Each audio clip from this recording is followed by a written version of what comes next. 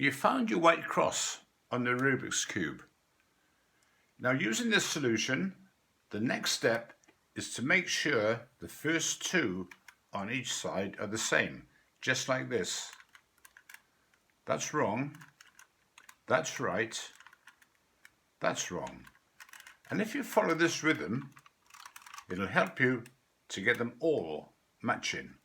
So it's left, away, top, 2 turns, left towards you, top, 1 turn, left away, top, 1 turn, left towards you. You must have your cross every time, and you check. That's right,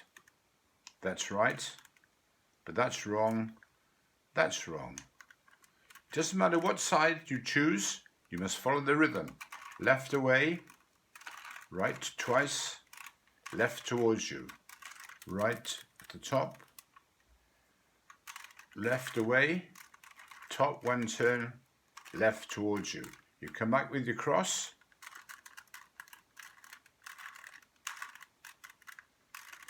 that's right, and that's right. So we're now ready to move on to make sure that every corner is white, but it's got to match the colours. I'm going to do that step on the next video. So just remember, you have to be patient and you have to follow that rhythm. Left 1, top twice, left towards you, top once, left away, top once, left towards you. Always remembering you've got your cross to come back to.